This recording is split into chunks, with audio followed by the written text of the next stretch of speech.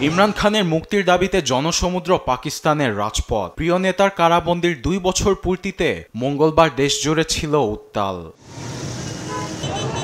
টানা 2 বছর জেলে পাকিস্তান তেহরিকি ইনসাফ পিটিআই এর নেতা ও সাবেক প্রধানমন্ত্রী ইমরান খান। প্রতিবাদে খাইবার পাখতুনখাওয়া, লাহোর, করাচি ও মুজাফফরাবাদ সহ দেশজুড়েই দেখা যায় সমর্থকদের এমন কর্মসূচি।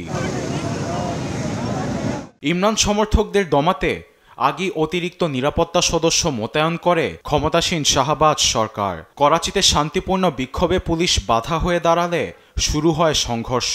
কাঁদানে গ্যাস ছোড়ে নিরাপত্তা বাহিনী। জবাবে ইটপাটকেল ছুড়লে রণক্ষেত্রে পরিণত হয় রাজপথ। অনেক জেলায় জারি করা হয়েছে 144 ধারা। পিটিআইয়ের মুখপাত্র জুলফিকার বুখারীর অভিযোগ, দেশজুড়ে তাদের অন্তত 250 সমর্থককে আটক করা হয়েছে।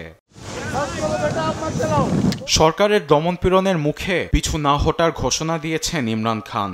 এক্সের পোস্টে গণতন্ত্র পুনরুদ্ধার না হওয়া পর্যন্ত শান্তিপূর্ণ প্রতিবাদ চালিয়ে যাবার ডাক দেন এ কারাবন্দী নেতা।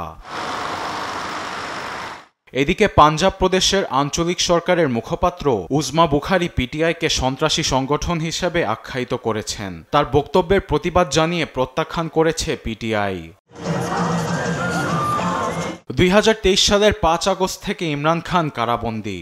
রাষ্ট্রীয় উপহার আত্মসাৎ, নির্বাচনের নিয়ম লঙ্ঘন, সন্ত্রাসবাদ এবং রাষ্ট্রবিরোধী সহ শতাধিক মামলায় বিচার কাজ চলছে ইমরান খানের বিরুদ্ধে। এর মধ্যে কয়েকটির রায় ঘোষণা হয়েছে। প্রতিটি অভিযোগ অস্বীকার করে নিজেকে নির্দোষ দাবি করে আসছেন তিনি।